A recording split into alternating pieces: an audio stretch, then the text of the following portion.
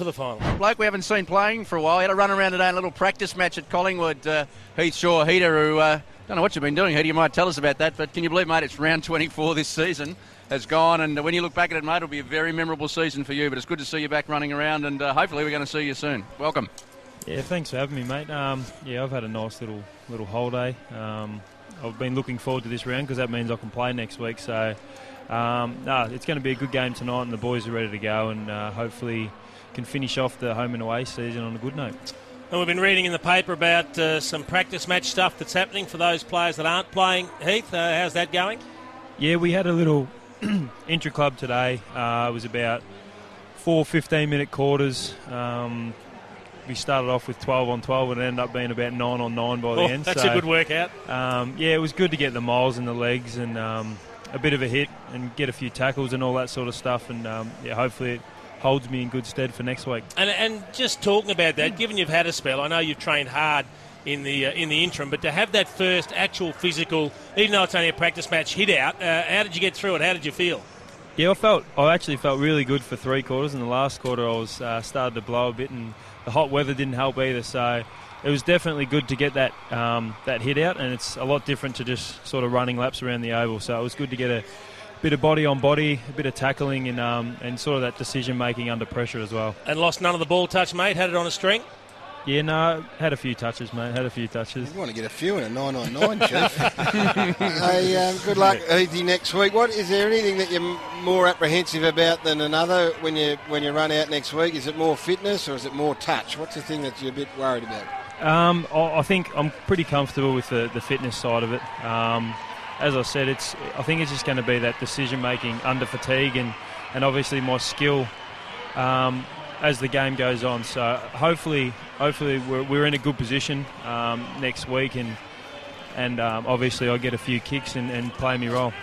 Everyone's been talking about this match in the build-up as to what we're going to see. Gary was telling us before he thinks it might be an open contest. How have you seen the approach this week from a Collingwood perspective? I think it's obviously you're always thinking about next week. Obviously it's been called a dead rubber, but we can't change positions. But it's definitely a rehearsal for next week, and it's a good chance to continue on with our structures, stick to that sort of game plan, and hopefully get sort of a mental edge going into the finals against a team that is very good, and they've been going really well this year. Hey Heath, Nick Maxwell have a run around in the intra-club today? Yeah, Maxie played. He was average. No, he got through well, Maxie. He was very close to playing tonight, but they said they didn't want to sort of risk. So it was just more the body contact with him. So he got through today pretty well, and he'll definitely be back next week. Heath, you've spoken very openly and honestly about what you've been through since the betting situation 7 weeks ago. Can you believe, given the publicity that surrounded what happened to yourself and Nick, that someone else in footy has managed to go down the same path?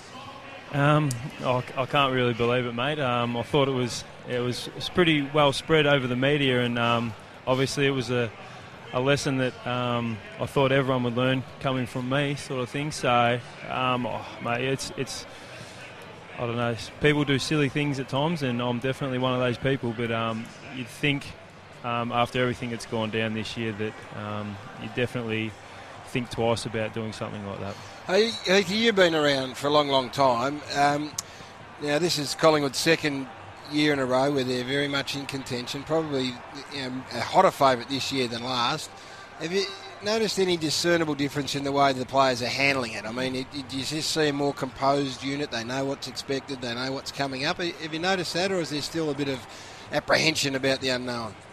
No, I think we're very confident in our ability, and we sort of built that confidence through last year and obviously winning the premiership. But this year it's always that confidence that no matter what situation we get ourselves in, that we can win the game, and we go into every game thinking that we should win. And I think that when you groups like that and you've got that sort of confidence, sometimes it's pretty hard to stop. And the boys you still get very excited come the end of the year and going into finals about what could possibly happen. And it's been a really good year so far, and we're definitely really excited about going forward the next 5 weeks. Well, Heath, good luck next week and beyond.